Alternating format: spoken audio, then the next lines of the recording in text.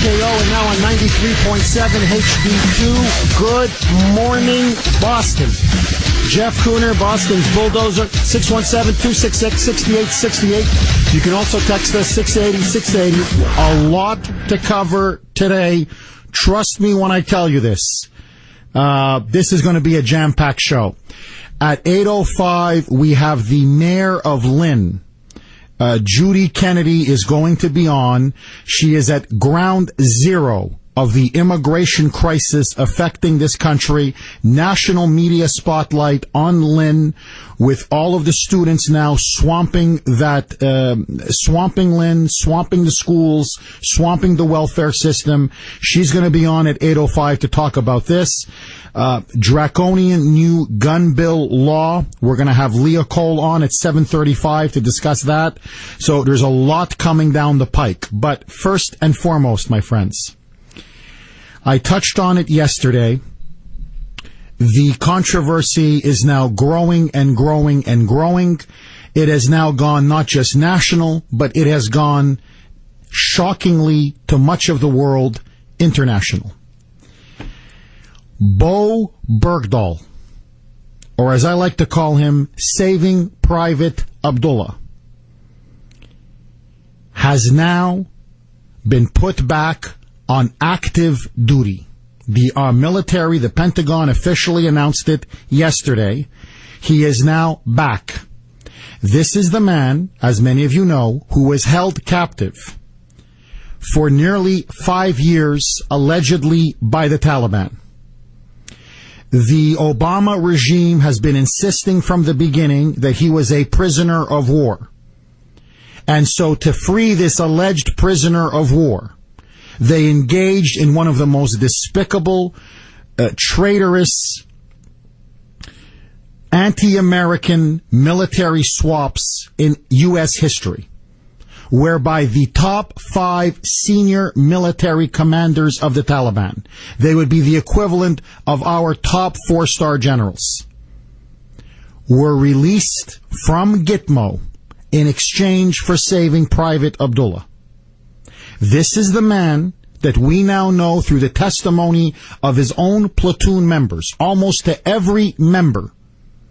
They have now said he fled, he deserted his post, and then they caught a lot of radio chatter. They were intercepting a lot of communications, whereby a lot of the natives in the area were openly saying, we have an American here, he speaks English, he is actively looking for the Taliban. He is seeking out the Taliban. He is seeking out the enemy.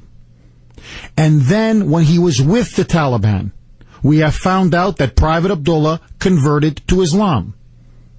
We find out that Private Abdullah not only converted to Islam, but according to the Taliban, actively helped them build roadside bombs and IEDs that were later used to kill the Americans looking for him, looking for this deserter, looking for this traitor.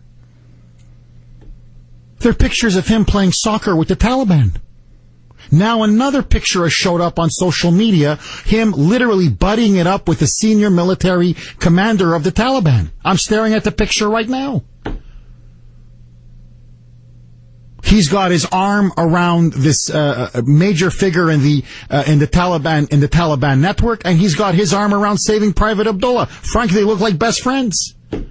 All that's missing is the camel jerky and the tea. That's it. Which they probably had before and after the picture. Now, I want you to think about this. They have now finished so-called debriefing him. He has lawyered up. They have now decided that they are going to put him back on active duty. And many of you are saying, Jeff, where are they going to put him back? Are they going to put him back on the front lines? God, no. No, God, no. Please, don't put him back. Don't, whatever you do, don't send him back to battle. Instead, they are giving him a cushy desk job at a military base in San Antonio. He's going to become a paper pusher. They've got him now out of the media spotlight. They don't want anybody to interview him. They don't want this to humiliate the dear leader. Basically now, he's not being charged. He looks like he's not going to be court-martialed. They say there's still an investigation going on, but everybody around him is saying they're not asking many questions. The military, the army, doesn't seem in a hurry to want to interview this guy.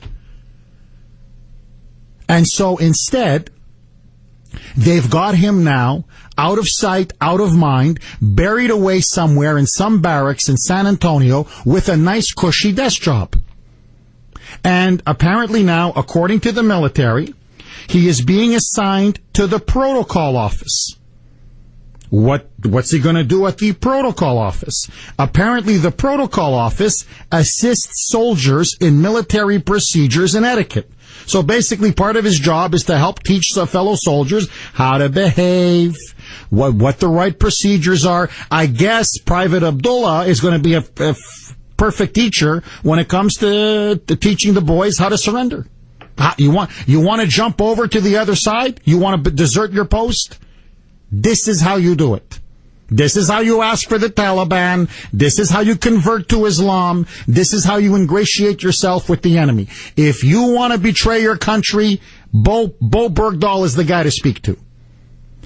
And here is the kicker.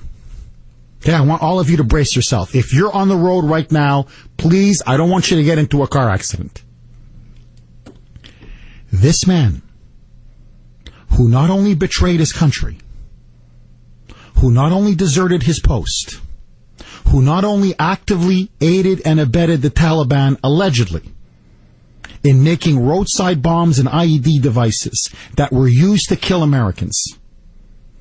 This man, who American soldiers died looking for, including Darren Andrews, whose mother is now doing the rounds of cable TV, all these cable TV shows saying, where's justice for my son? He died explicitly because he was looking for Bo Bergdahl. He was on a mission to find Saving Private Abdullah, and he got killed in the process.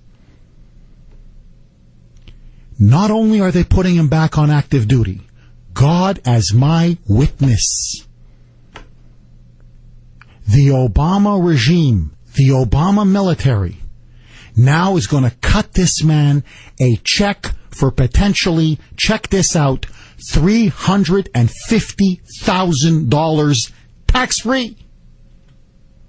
Let me repeat that. Not only are they putting him back on active duty, not only is he not being charged with anything, not only is he not going to be court-martialed, it now looks, not only has not any member of his platoon been questioned about what happened the night that Bo Bergdahl, Saving Private Abdullah, fled to his post. Not only is the military trying to desperately cover this thing up and not inquire about anything regarding his disappearance, they are going to cut him a $350,000 check, tax-free. Allegedly, $200,000 is going to be in back pay for the time that he was in Taliban hands, and the other $150,000, it now appears, is going to go towards him because they say he was a prisoner of war. He was a victim. So because he was a victim, because he was allegedly a POW, they throw in that $150K, and then his back wages, that's another $200K, and it's all tax-free, $350,000. And check this out. While this is the ultimate kicker. Okay, you want to talk about the ultimate slap in the face to everybody who serves in the military. While he was being held allegedly in captivity, I swear to you, I couldn't make this up. While he was converting to Islam, while he was playing soccer with his supposed Taliban captors, while he was helping them build IEDs and roadside bombs, killing Americans, Obama's military, the Pentagon, they gave him a promotion. I swear to you, they promoted him. It's a career boost. It's a career move upwards. They promoted him from private first class to sergeant. So is this how you rise in the dear leader's military? is if you betray your colleagues, you desert your post, and then you basically become a traitor to the enemy. I suppose now this is how you rise. Hey, you know what? I mean, if you help them actually blow up, if you go to the other side and you actually help them say, ooh, I don't know, detonate a dirty bomb in New York or Boston or Washington D.C., what do you get, corporal? What do they promote you then? I mean, if you're really in bed with Al Qaeda and the Taliban, if you really kill a lot of Americans, what do you get? Lieutenant General? Maybe even what? Major General?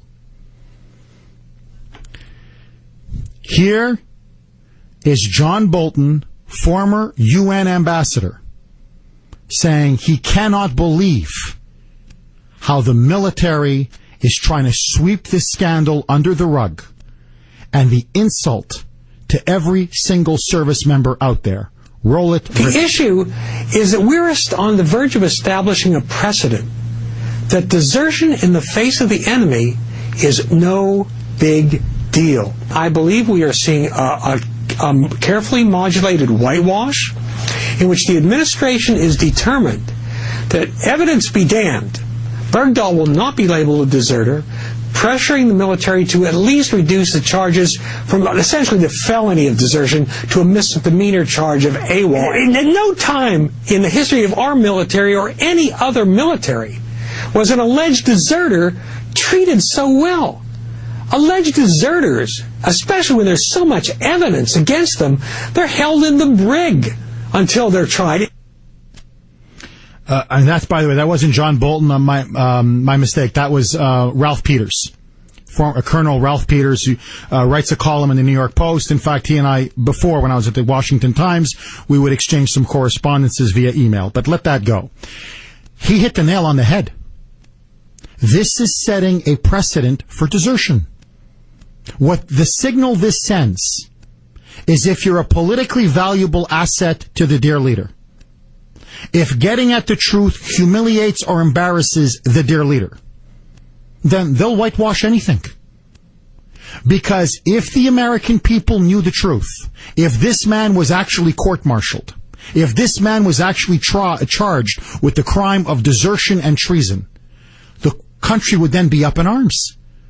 The country would rightly ask themselves, you mean we gave up 5 of the Taliban's senior, most sophisticated, important military commanders, the cream of their military leadership, for this traitor?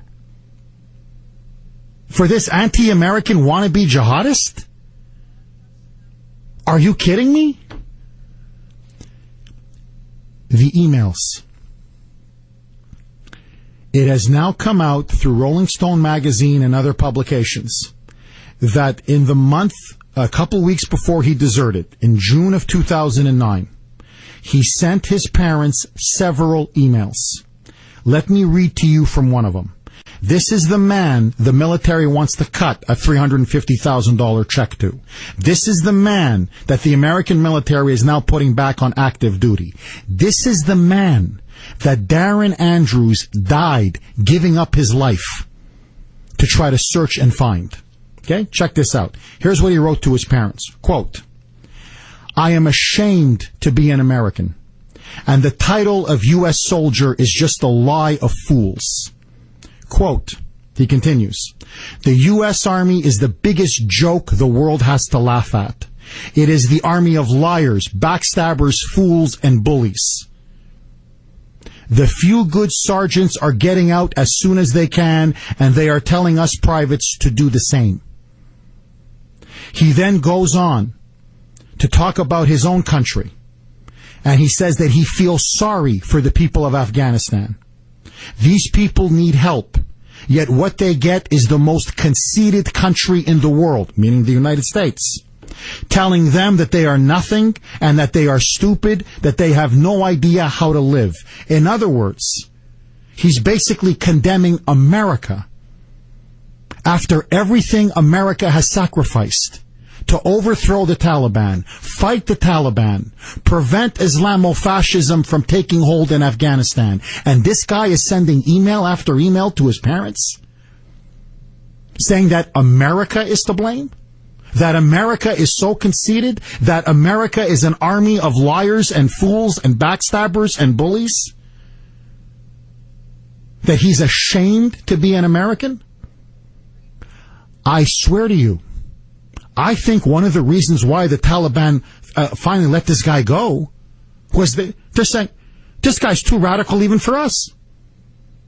No, America not to, hey, you take him back. No, America not to blame for everything in Afghanistan. Come on, no, before 2001, America not even involved in Afghanistan. Hey, Abdullah, no, you crazy. No, you too radical even for us. No, hey, don't exaggerate. Don't exaggerate. No, you take him back. He's too radical for us. He's too radical. Let me ask all of you this. What do you make of Bo Bergdahl now being put back on active duty? Is this a deliberate whitewash by the Obama regime to try to save the president's political rear end, his political bacon for that disgusting swap of the Taliban 5? Is this a whitewash? And should the U.S. taxpayer be paying this man, cutting him a check of $350,000. I say no way. What do you say, Boston? 617-266-6868. Should Bo Bergdahl be back on active duty? 622 on WRKO. All of your calls next. 626 here on the great WRKO. Jeff Kuhner, Boston's bulldozer, cleaning up the liberal bull. Now, my friends, I want you to think about this. As Saving Private Abdullah, as Bo Bergdahl is now being given a cushy desk job, is somewhere in some barracks in San Antonio, away from the public spotlight, away from the media, as he's being put back on active duty, as the military and the U.S. government is now contemplating cutting him a check for $350,000 tax-free. As this is going on, I swear to you, this is not a skit. I could not make this up if I wanted to. About 2,600 captains and officers are now getting pink slips.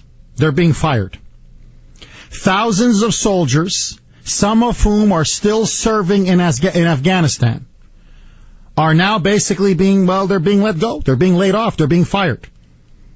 They are getting a pink slips. Many more are expected. 2,600 officers, captains are now getting pink slips. Some of whom are actually in Afghanistan. I want you to think about this. You're not deserting. You're not a traitor.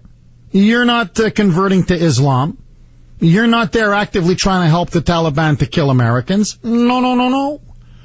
You're just some poor, hard-working guy in the military, stuck in some cave in Afghanistan, trying to defend the local villages, complete your mission, and you get a pink slip. I'm sorry, you're gone. Because this is part of the overall move to slash the military, reduce the number of U.S. soldiers from 520,000 to 450,000. So they want to slash about 70,000 positions in all. And so you actually have people in the military now being fired, being let go because of supposed budget cuts, as this guy gets a $350,000 potential payday paycheck. This is a betrayal to every member who serves in the military. This dishonors the uniform. This, I believe, will demoralize the military. And let me say this now to our vets and to those serving overseas, especially now there are members of Kuhner country who have sons who are now serving in Afghanistan. Watch your back. Protect yourself at all time. And be sure, your top priority now should be to protect yourself and your brothers around you. because you have a government in Washington that has a big target on your back. They place traitors and deserters above you, the honest, brave, patriotic soldier. 617-266-6868. Comrade Juan, how you are? Hola, comrade. Oh, sí, jefe, sí, muy bien. That kind of ties right into what I told you yesterday, doesn't it? About foreign troops. Weaken the military, weaken the morale. Not just that. Stop new people from enlisting. They don't get any training to fight against the government if and when the time comes. And bada bing, bada boom. Chew on that for a little while. Thank you very much, comrade. Well, look, I got to tell you, when you think about it, if this has got to be a punch in the gut. I don't know how you can not be a vet, especially now serving in Afghanistan, and not look at this and be completely depressed. I mean, you have to ask yourself, really. So he gets a $350,000 check, and I'm risking my life? I'm getting a pink slip? Lara, you're up next. Thanks for holding. Welcome. Jeff. I'm signing up. I could use $350K. I'm 49, but I'll take the chance. What the hell? So you sign up, you go overseas, and you desert to the Taliban. Play some soccer, hell, you know? Take some pictures with him, Laura. You'd have to be covered in a burqa, but you for $350. I can deal. What the hell? Where's that? By the way, where's Eric Snowden? They want to try him as a traitor, but where's Eric Snowden? Thank you for that call, Laura. 617-266-6868. Bo Bergdahl, $350,000 potentially, our money. Does he deserve it? Should he get it? And why are others getting pink slips as this man is given a cushy desk job? 617-266-6868 is the number. All of your calls after this short news break. 6:38 here on the great WRKO. Jeff Kuhner, Boston's bulldozer, cleaning up the liberal bull. So, Saving Private Abdullah, Bo Bergdahl, cushy job. He's back on active duty. Military says they're still investigating, but now people around Saving Private Abdullah says they now say they're in no rush to charge him, to court-martial him as a deserter and as a traitor. In fact, now, the New York Times reports, the Wall Street Journal reports, the military is now on the verge of cutting him a $350,000 check, tax-free. Here's my big concern. There are many problems with this. Number one, it is going to completely demoralize our military. It is whitewashing desertion. It is giving aid and comfort to the enemy. It is obviously the politicization of the military, whereby pressure has been brought onto bear not to go after Saving Private Abdullah. Don't try him. Don't charge him. Don't court-martial him, because we have to save the dear leader's political bacon. We have to make sure that Taliban 5 swap looks somehow plausible, because Bo Bergdahl did nothing wrong. What happens if we have another Major Nadal Hassan on our hands? What happens if we have another Fort Hood shooting? Here you have a man that switched over to the enemy. Here we have a man that converted to Islam. Here we have a man in picture after picture after picture posing as a kind of Islamist Rambo with his supposed Taliban captors.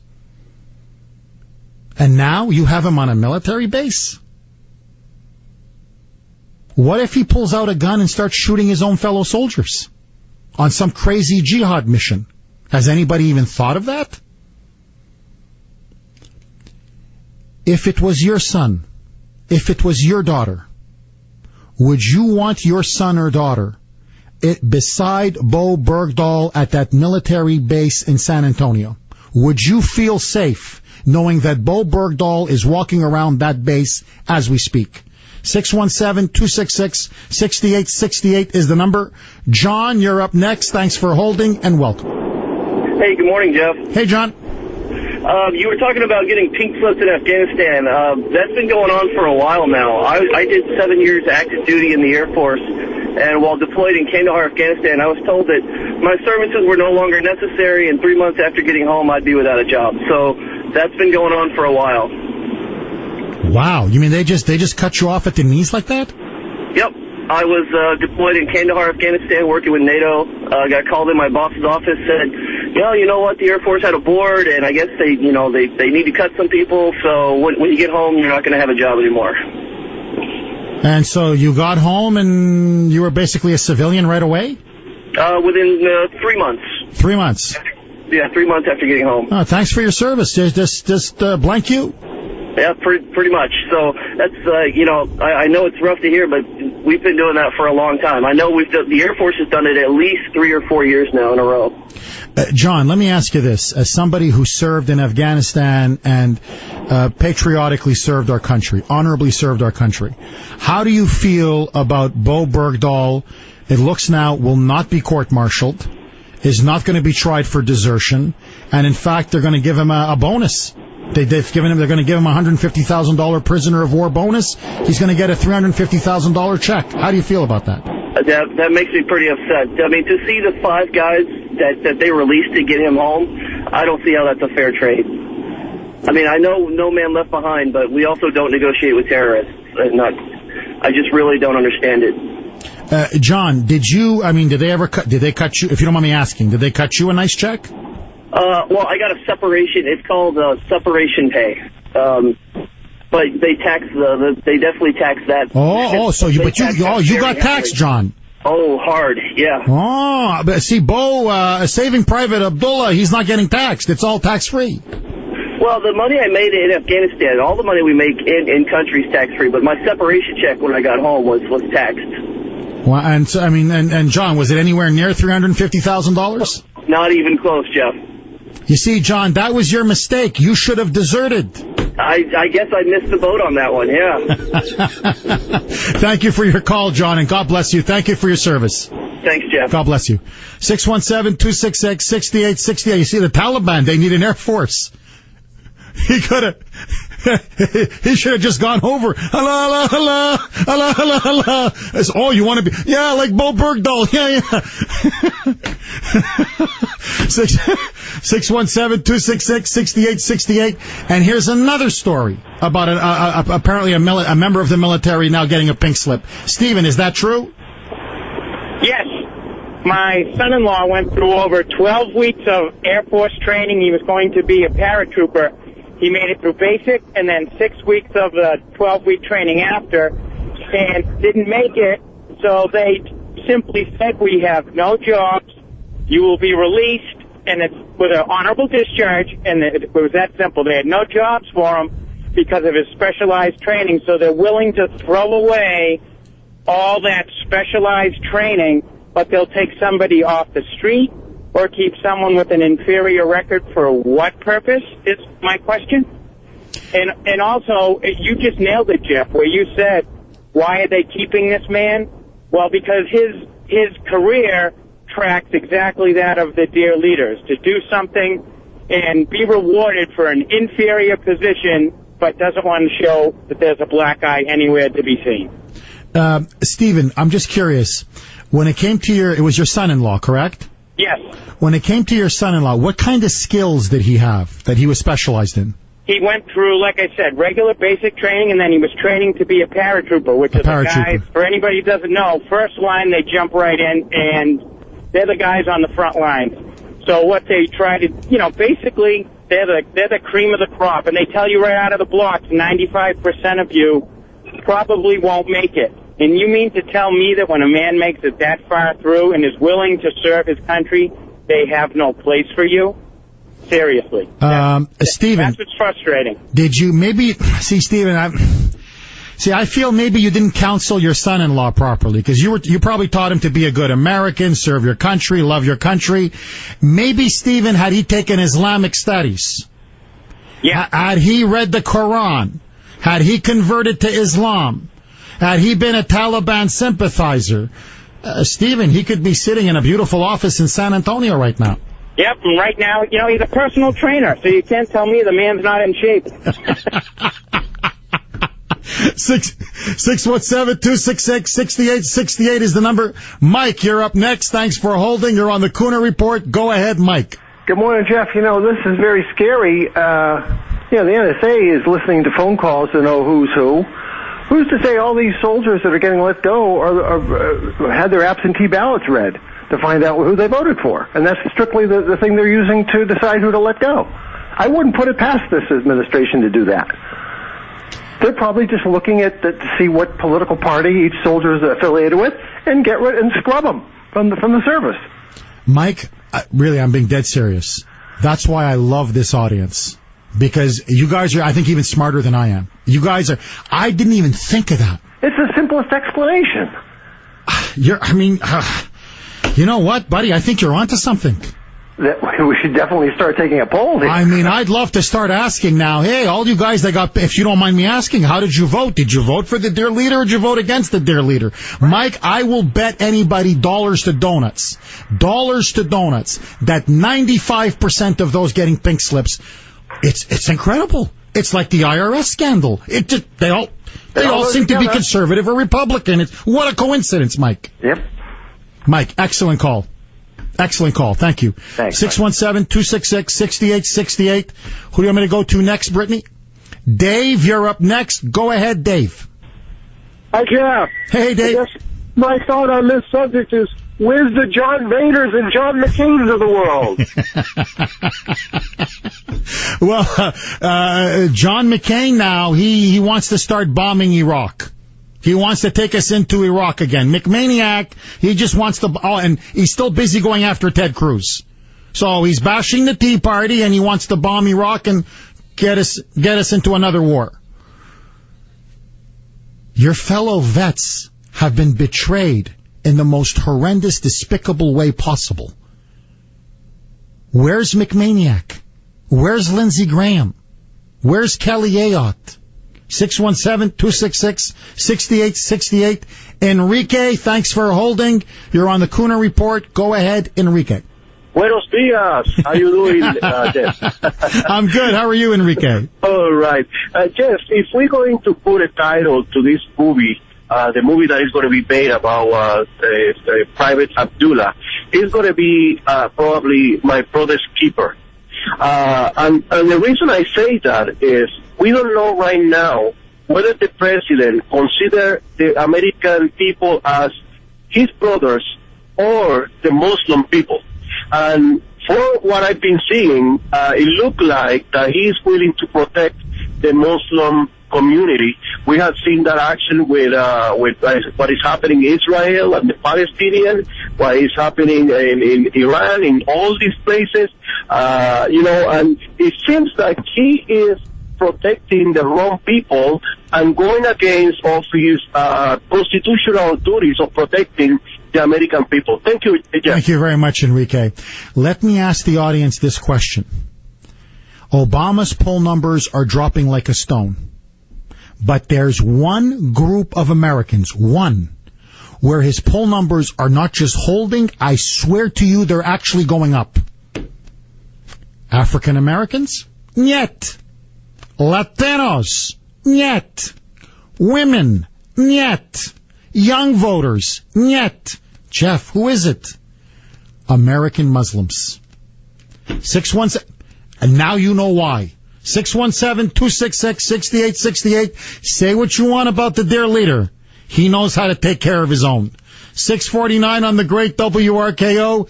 Brittany, let's take it to Rush Limbaugh. 656 here on the great WRKO. 617-266-6868. Let's go to Roger. You're up next. Thanks for holding. Go ahead, Roger. How you doing, Jeff? Glad to have you back, especially since we had a fox in the Kuhner house.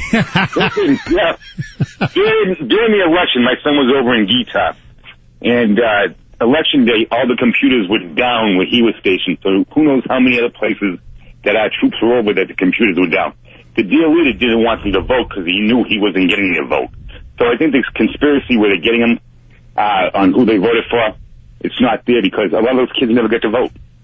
Oh, I wasn't aware of that. So you're saying there was all these kind of computer malfunctions and voting malfunctions for our boys when they tried to vote? sure was. And if you remember, over in Massachusetts, Gavin didn't send the ballots down until the last minute. Oh, that's right. Yeah, interesting. Okay. Hey, thank you for that call, Roger. Take it easy, buddy. Thank you. 617-266-6868. Gordon, you're up next. Thanks for holding. You're on the Kuhner Report. Shoot, Gordon. Hey, Jeff. Welcome back. Oh, it's great to be back, Gordon. Hey, I can solve this bird, Bodog, or whatever the hell his name is, really quick. I can solve this problem.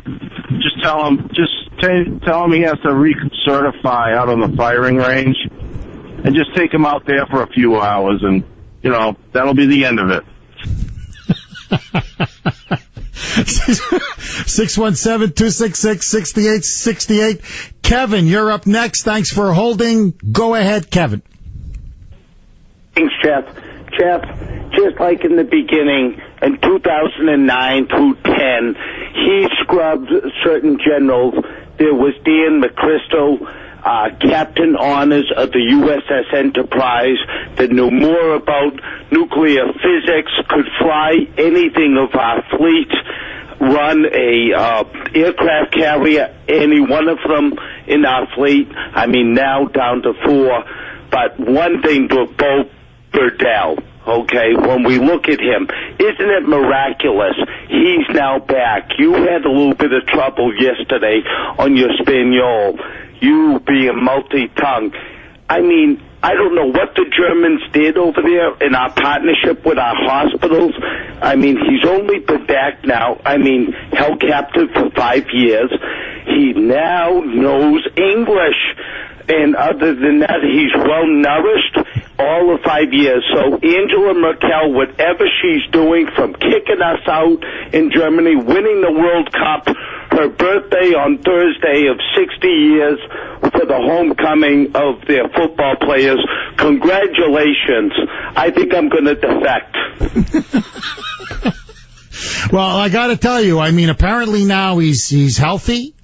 He's running around. He's getting off base. He loves to eat fast food. Apparently now, according to media reports, he's visiting supermarkets. He's visiting stores. He's looking forward to spending a lot of money. He's also hitting the library. However, the odd thing, and I do think this is odd, is apparently he hasn't spoken to his parents. It's been 4 or 5 weeks. He refuses to speak to his parents. And people on base are saying it looks like there's some kind of a family rift. I don't know what the family rift is. I can just imagine. 617-266-6868. 7 o'clock on the great WRKO. Coming up next. Illegal immigration. The crisis in Massachusetts continues. That story next. News at the top and bottom. Talk in between. Yes, it is. Thank me very much. Go right ahead, my friend. This is AM 680 WRKO, Boston.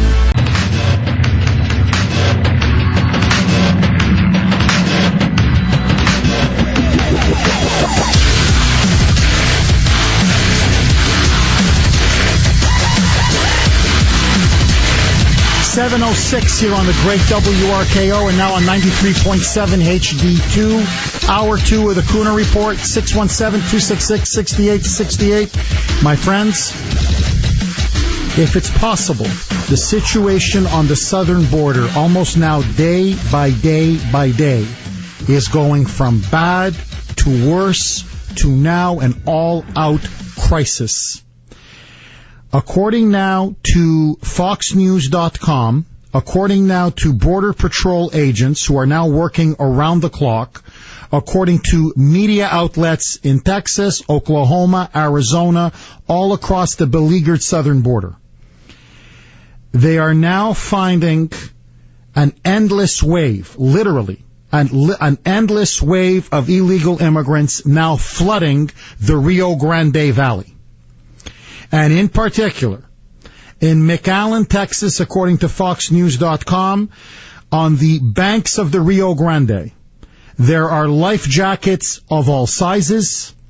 There are punctured raft strewn, laid out all over the banks of the Rio Grande, where now there is a relentless onslaught of illegal immigrants who are now coming across the border voluntarily, openly, many of them even eagerly, surrendering to Border Patrol agents.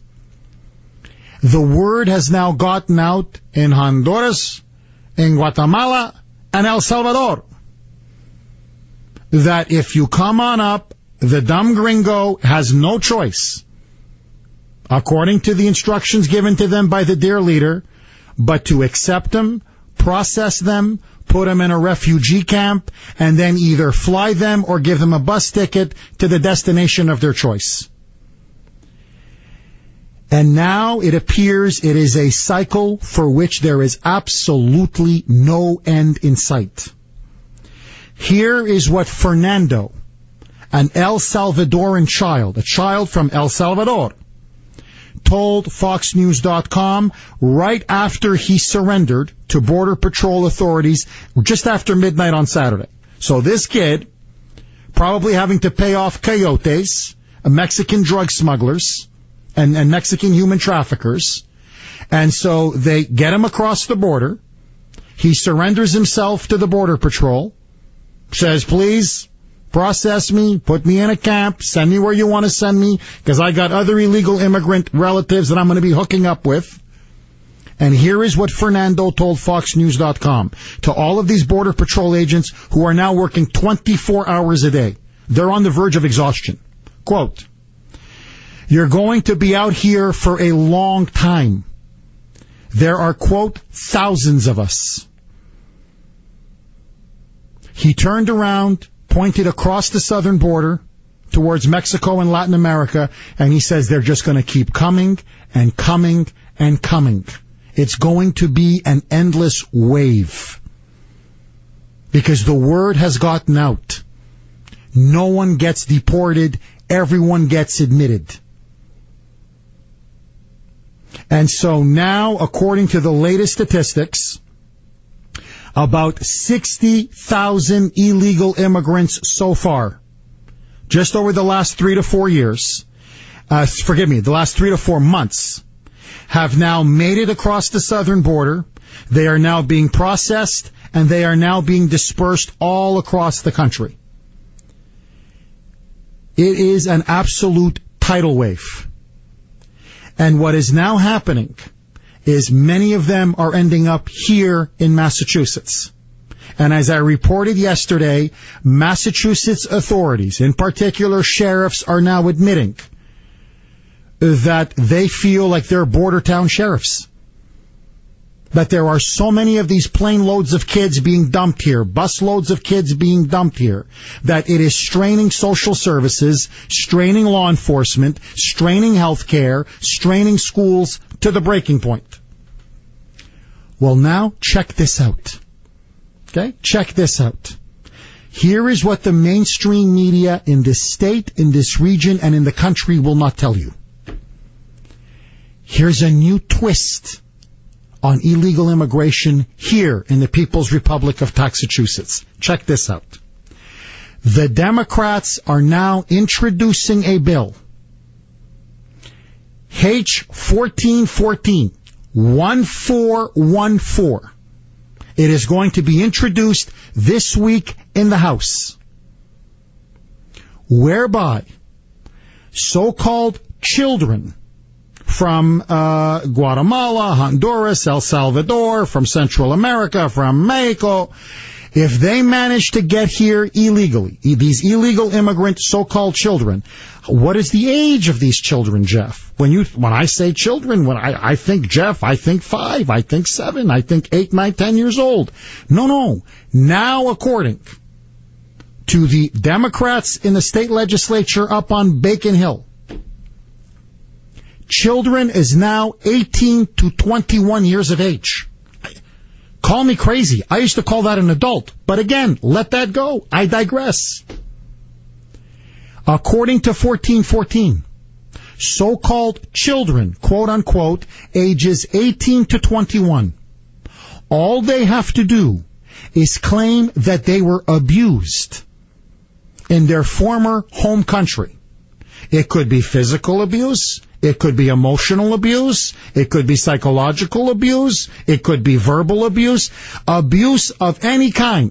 They don't have to prove it. They just have to allege it. And then immediately, the courts will step in and they will be declared wards of the state, dependents of the court. They will fall under the full care and custody of the Massachusetts government. They will then be given EBT cards, welfare. They'll be placed in schools. They will be given mass health. They will be given food stamps. They will be given public housing. But here's the kicker. As long as they allege abuse in that foreign country, they can no longer be deported. It's amnesty. It's backdoor amnesty. And then once they're 21 and they make it to 22, well, then you just send them into the general population. I mean, they're ready to go. It's backdoor amnesty. This to me is incredible. And here's the other thing, just to show you how sick and twisted and perverse this bill is. And not only will they not be deported, but if their parents make it here, or if their parents are here, then they also, according to this law 1414, the parents of these supposed abused 18 to 21-year-old children, quote unquote, they also can't be deported. Even if they were the ones allegedly doing the abuse in Guatemala, or Honduras, or Central, wherever, El Salvador, wherever.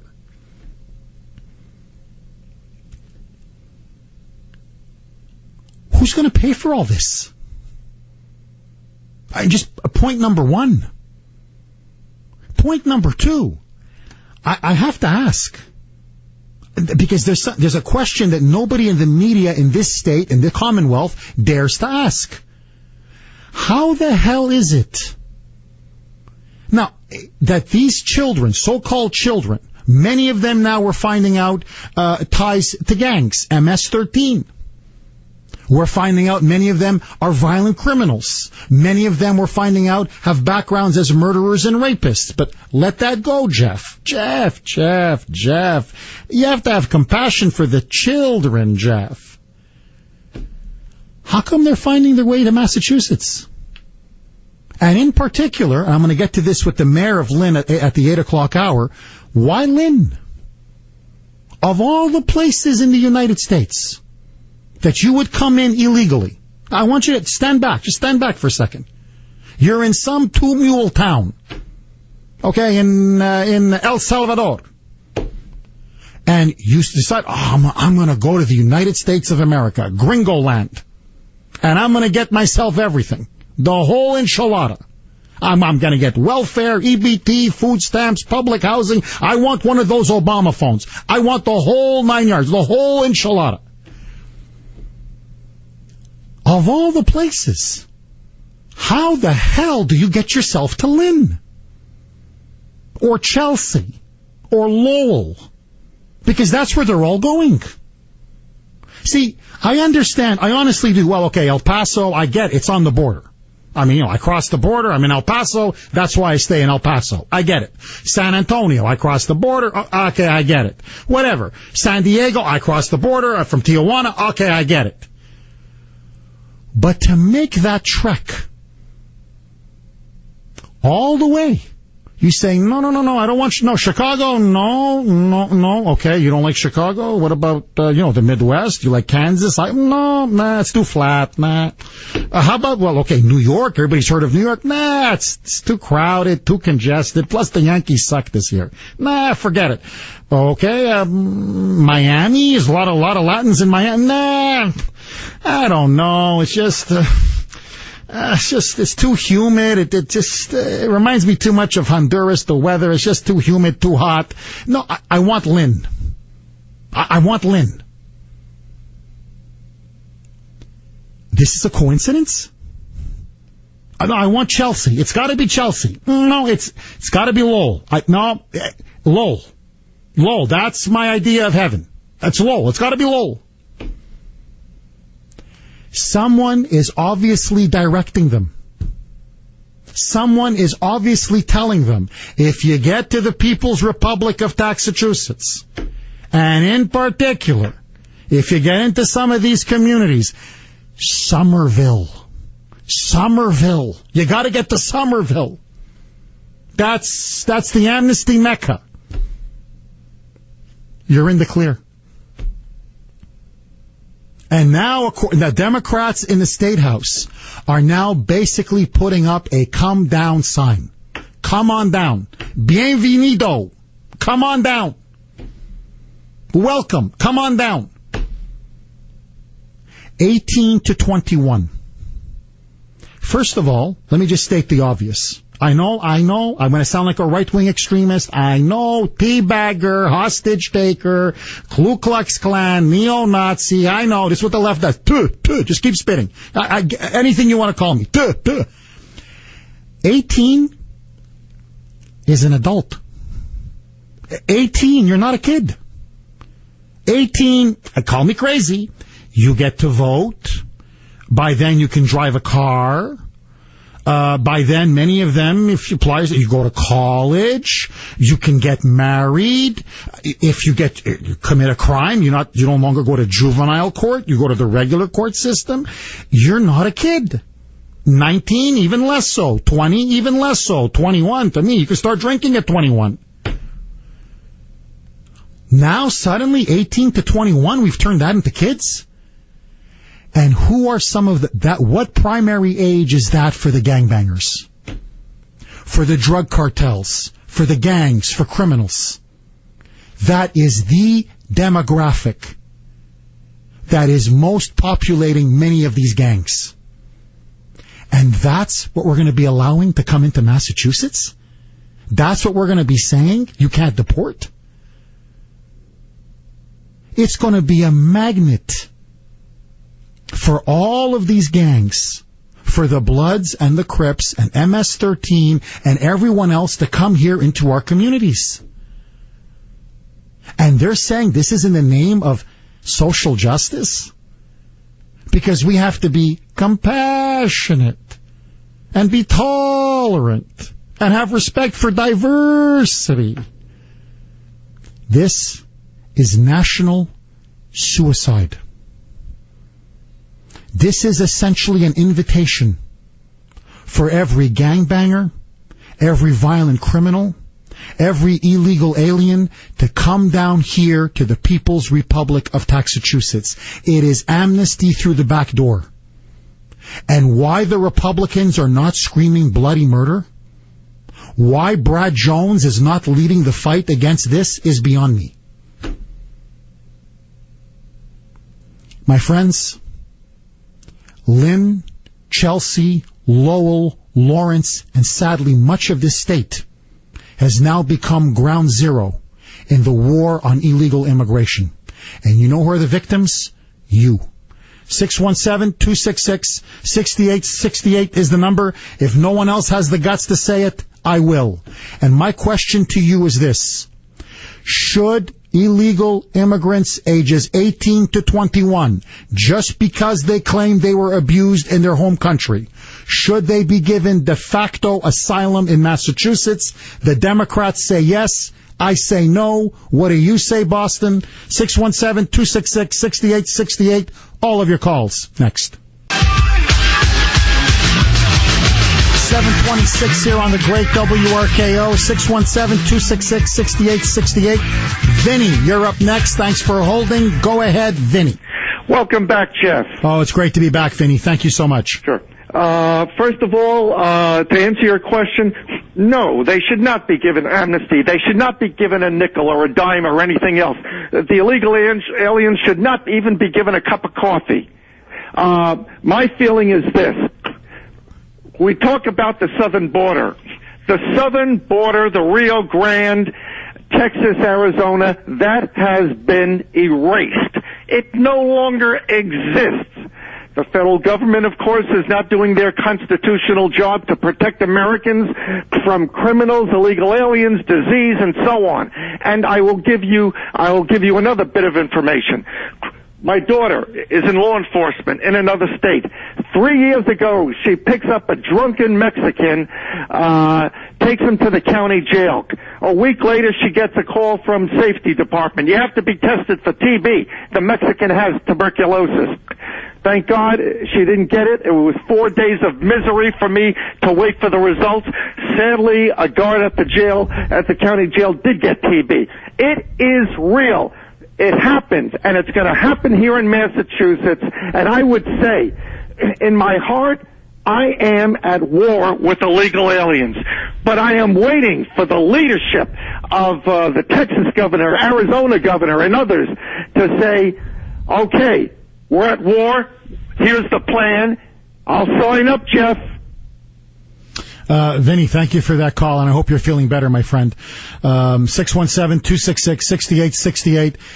We're going to have the mayor of Lynn, Judy Kennedy, on at 8:05. She's going to tell you what she's been telling the media. It's going to be an exclusive newsmaker interview. Vaccinations for tuberculosis up 200% in Lynn.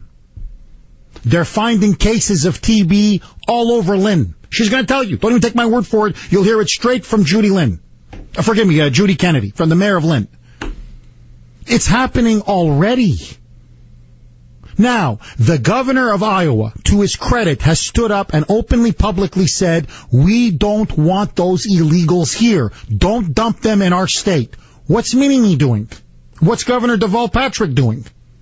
They're putting together a bill, 1414, that basically says, come on down, bienvenuto. Once you're here, you don't go. We need this. This is what the citizens of this state need. We need TB. We need swine flu. We need chicken pox. We need scabies. That's what we need. We need MS-13 going block to block, district to district, mowing people down. That's what we need. And when you present these hard facts to the liberals, all they can say is, but it's about the children.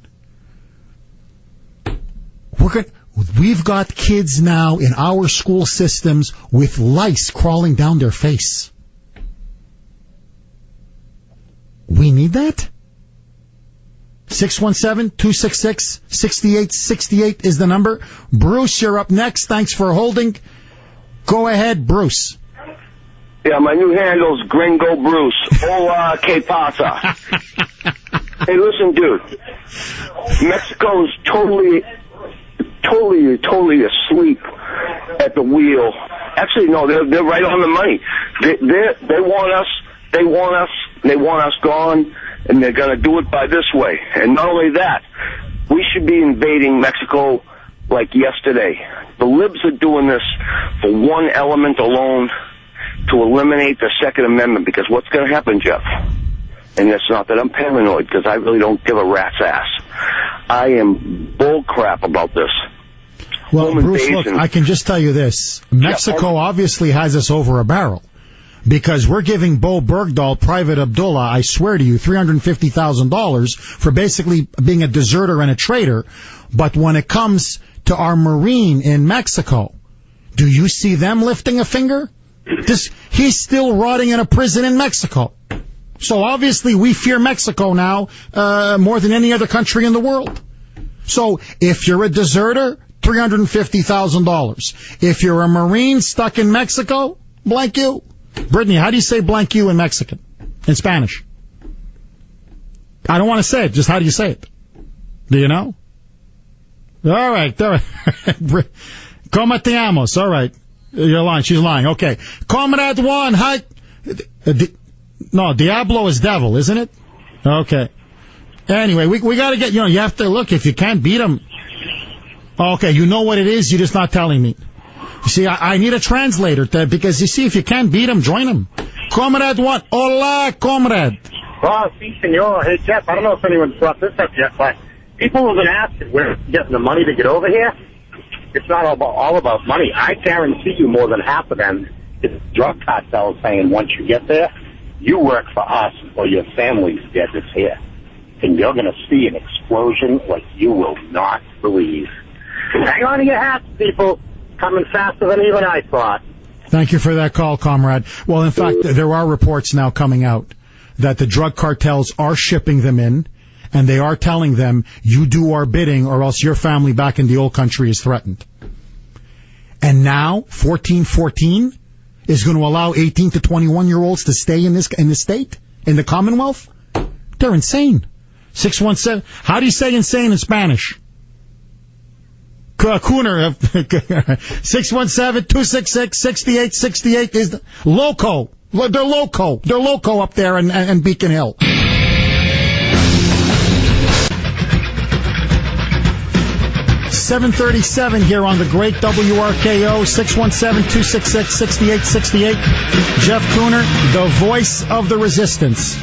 Well, my friends, I was away, as you know, on vacation last week. Had a nice time up in Montreal. But as the Kuhner man was away, Massachusetts House lawmakers on Wednesday approved a sweeping draconian gun control bill.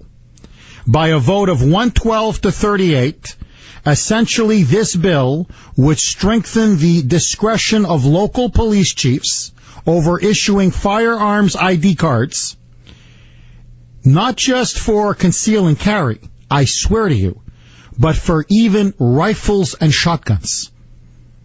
And House Speaker Bob DeLeo is bragging that this is a model for the nation. Here to talk about this is State Representative Leah Cole. She's a Republican from Peabody. Representative Cole, thank you so much for coming on the Kuhner Report. Thanks, Jeff. It's nice to be back on. So, Representative Cole, my understanding is this. I was impressed when I found out about this.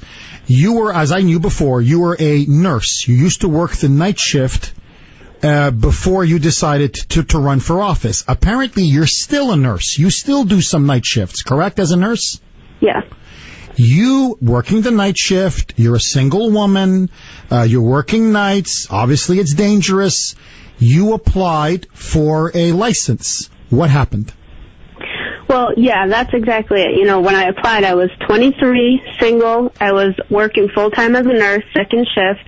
I had taken all the courses required to apply for a license. I have no criminal background, no record at all, not so much as a speeding ticket. And when I applied, I was issued a restricted Class A, which is just about as useful as an FID card. So I was not allowed a license to carry. I was denied my Second Amendment right. And that's why I had so much issue with this bill that still included that suitability provision. Before I get to your objections to this bill, I'm sorry, I don't mean to be obtuse about this, but to me, you're to me Exhibit A of a person who would need a conceal and carry license. You're a single young woman. You work the night shift. You're a nurse. You have no criminal background. You haven't even got a speeding ticket. On what grounds they deny you? Did they tell you? It was just at the time a blanket policy for the department, and they said that it was their policy and I could reapply in 5 years. In 5 years? Yeah. What happens if you get mugged or, God forbid, raped or during those 5 years? I guess I can show them my FID card and say, stop. Wait till I get home. I can have a gun at home. Unbelievable. All right, so I got to ask you, what are your fears and objections regarding this current gun control bill? Well, the bill that we voted on Wednesday, I was actually very disappointed that Goal had said they were neutral on that bill, and as a member of Goal, I got an email a few minutes before we took the vote that said that they were touting it as a great victory for gun owners. Just for our listeners, Representative Cole, that's the Gun Owners Action League, correct? Right, yeah, okay. Sorry. It's the Gun Owners Action League. They're supposed to be like the voice for the Second Amendment for responsible gun owners in the legislature, things like that. They're supposed to work with the legislature to make sure that bills like this don't happen. And so at the very last minute, they send out an email that they're saying neutral on this bill. And what was most disappointing to me was that they said the suitability provision was taken out of the bill. And that wasn't true at all. When I actually went and read the bill, it wasn't taken out. It was just changed from suitable to a prohibited person. And as I interpreted it, what a prohibited person was based on credible information, and although they didn't say what that credible information was, you could be considered a prohibited person. So I'm wondering if, the police chief could look back in your history and maybe you had a few speeding tickets in your past. They could say, well, based on your past speeding tickets, we're going to base the fact that you may have erratic behavior on that. So therefore, you're deemed a prohibited person. We don't know if your erratic behavior could carry over. You know what I mean? And so I was just nervous about that. And, although there were some provisions that were tough on gun crime in this law, and so they said there was some improvements for gun owners, but to me, none of that means anything if your ability to exercise your Second Amendment right is left to the arbitrary decision of one person. Now, my understanding, Representative Cole, is this applies in particular to shotguns, long guns, and rifles, correct?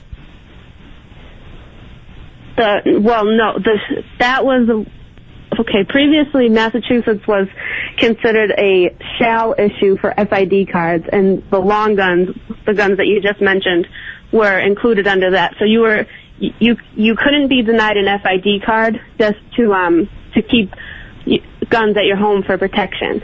But it's a shall issue, may issue state based on suitability for a license to carry. I mean, that's incredible. A concealed carry license. So basically now it's all at the discretion of the local police chief. Yes.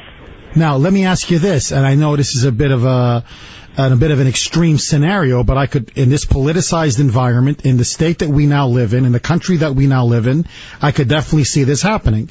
You have a very partisan police chief who doesn't like Republicans, doesn't like conservatives, doesn't like insurgents like Representative Leah Cole, and they say, well, hold on now. I think she's affiliated with the Tea Party. Now, according to the dear leader and according to Eric Holder, these are extremists. These are people that maybe pose a threat to domestic security. I don't think they're right in the head. I don't think they're mentally all up there if she's associated with the Tea Party. You know what? I don't think she's suitable for her to have a license. I mean, could that happen? Anything. It could. They could use any reason to deny you based on you being a prohibited person. What they were saying was the big victory was that they had to supply in writing to you the reason why you were considered prohibited, and you could appeal that. But then you're using your own money and your own time to appeal a decision of a right that's guaranteed to you under the Constitution. Representative Cole, I got to ask you this. As a rising female legislator up on Beacon Hill, as someone who still is a nurse, who still does, my understanding is you still do the night shift, I think a couple shifts a week, you have two jobs, you work nights, you're a you're high profile target, you have made some enemies in this state. Why wouldn't women's rights groups say, yes, someone like Leah Cole, Representative Cole, definitely needs to have a permit to have a conceal and carry weapon so she can protect herself, God forbid, if she's walking around at night, she's going to her car in the parking lot, whatever, and she's assaulted by some lunatic. I mean, aren't you the person who should be getting a conceal and carry permit? Yeah, you would think so, and that's why I voted against this bill, because I didn't want to see anyone else be denied for apparently no reason at all. And I don't, it's women's rights, everyone's rights. It's everyone's right as a citizen that you should be allowed to keep and bear arms, and this bill absolutely infringes on that. And no matter what the good parts of it were that fought crime and things like that, the burden to people wanting to exercise their Second Amendment right was enough for me to vote against that bill. Representative Cole, Brittany is whispering in my headphones, maybe you need bodyguards. I mean, it seems to work for Elizabeth Warren, Chief Spreading Bull. It seems Duvall, he's got bodyguards. You see, the high-profile liberal legislators and governors, they seem to have a phalanx of bodyguards. How come you don't hire a couple of bodyguards, Representative Cole? And then your problem is solved. Because I don't believe that I need bodyguards. I believe that I need the right to be able to protect myself under the Second Amendment. Brittany shouting in my ear, exactly. Representative Cole, let me ask you then one final question before I let you go. The other part of the bill that concerns me, I think you're 100% dead on all of your criticisms. The other part that concerns me is, from my understanding of press reports, is that the bill puts a lot of pressure on schools, requiring each district that they have to develop their own plans to address the mental health needs of students and faculty. With all that the schools are now being required to do, now they're going to have the added burden and pressure of going student by student, faculty member by faculty member, and saying, is this person mentally all up there? Is this person schizophrenic? Is this person another future Adam Lanza? Well, yeah, that's exactly right. And also, all of those mandates for schools are subject to appropriation, which means more likely than not, the school districts will be on the hook to pay for those added mandates. So that was another reason why, the schools are begging Beacon Hill, stop with the unfunded mandates. By the time they implement one new mandate, another one's coming down the line and they can't keep up. It's breaking the backs of the school departments, and now with the influx of these illegal immigrant children, which I read a story, and some are as old as 35 attempting to enroll in the 9th grade, we got to stop it somewhere. It's getting crazy. What do you think is going to happen to this bill? I mean, apparently they say they're hoping to have it passed in the Senate, both branches, and have it signed by the governor before July 31st. Do you think that's very realistic? At this point, I haven't read the Senate version, but from what I understand, it's very different from the House version, and I'm seeing emails and statements from Goal asking people to call and oppose this bill. So, I hope that with Goal not on board, maybe there'll be pressure for the Senate to not adopt this bill, or if it does come back from the Senate, then House members will be less likely to support it, because I think Goal had a lot to do with its passing, because many Democrats who are Second Amendment supporters were going to vote against the bill initially until Goal came out and said that it was a victory for gun owners, and that flipped their vote. So I think Goal could weigh heavily on this and possibly change the outcome. We have been talking with State Representative Leah Cole. She's a Republican from Peabody. She's one of the good guys, one of the good gals up there on Beacon Hill. Representative Cole, thank you so much for coming on the Kuhner Report, and keep up the good fight. Jeff, thank you so much. God bless you. 617-266-6868 is the number. 750 on the great WRKO. All of your calls next. Jeff Kuhner, Boston's bulldozer. We can definitely continue talking about the immigration crisis that is now affecting this country. But I got to tell you, how does this gun control bill that was passed in the House on Wednesday, how is this not an assault upon the Second Amendment? How is this not an assault upon gun rights? And how is this not an assault upon the basic human right of people in this country and in this state to defend themselves? You heard it straight from Leah Cole. Here you have a state representative who also works as a nurse. She's got 2 jobs. She's struggling to get by. She's a hardworking citizen. She pays her taxes. She's a single young woman working the night shift. You're out at night. You're in the parking lot. She's a young woman. And she wanted to have a conceal and carry license, and she was denied by the sheriff. And now this bill empowers them to even deny it if you want a rifle or a shotgun on the most flimsiest of grounds? Mark my words. You heard it here first. They are going to politicize this. If they find out you're a conservative, if they find out you're a Republican, if they find out you're a member of the Tea Party, if they find out you're a member of the NRA, these are extremists. These are a bunch of potential domestic terrorists. We can't give them guns. It is a back door to confiscating people's guns, and eventually to strip away the Second Amendment altogether.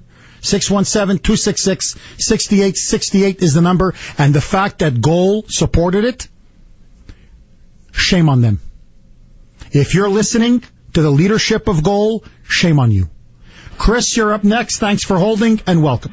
Yeah, good morning, Jeff. Hey, Chris. I'm an NRA member. I called the NRA with regard to this, and they're getting involved. The state chapter is going to be getting involved because Gold dropped the ball. And you know something? Well, I think we're going to see a lot more local chapters, not of NRA, which is a national organization, but of just standalone local advocates, if you will, get infiltrated, because I believe that either one, they sent an incompetent there, and I'm going to have a talk with Gold later on, because I got to find out what happened here. And sometimes a lot of younger adults take older adults' word for it based on their position, and that's probably what happened in this particular situation, is that people in Goal, or somebody in Goal, took some of the representatives' words on certain parts of the bill versus reading the whole bill themselves. Because let me tell you one thing, it's an arduous task reading a bill. Most people don't know it. I've done it. And the bottom line here is that the NRA is going to be getting involved, and let's turn this thing around. Chris, keep it up, my friend, because somebody at Goal should be fired over this. Somebody at the top leadership position, somebody's head should roll. Bob, I've got a minute. Go, my friend. Welcome back, Jeff. Oh, it's great to be back. Thank you, Bob. Jeff, I think you got to change your stance on saying that liberalism is a mental disease. Because here we are, we're looking forward to November. We figure we can turn things around. And yet, these liberals, with what they're doing at the border, is in fact a 50-year plan. These are young people. They're going to impact our economy, our medical system, our criminal justice system, and our health system for 50 years. And don't forget the political impact of that as well. They're winning. They're subverting this country. It's a deliberate attempt to subvert this country from within. And that's why I've been saying this for years now. America, wake up before it's too late. Coming up next, the mayor of Lynn on the front line of the immigration crisis. You're not going to want to miss this exclusive Newsmaker interview. 8:01 here on the great WRKO. Don't touch that dial, because it's coming up right after this short news break with Angela Anderson. News at the top and bottom, talk in between. Executing assigned host duties flawlessly because I can't do wrong. This is AM 680 WRKO, Boston.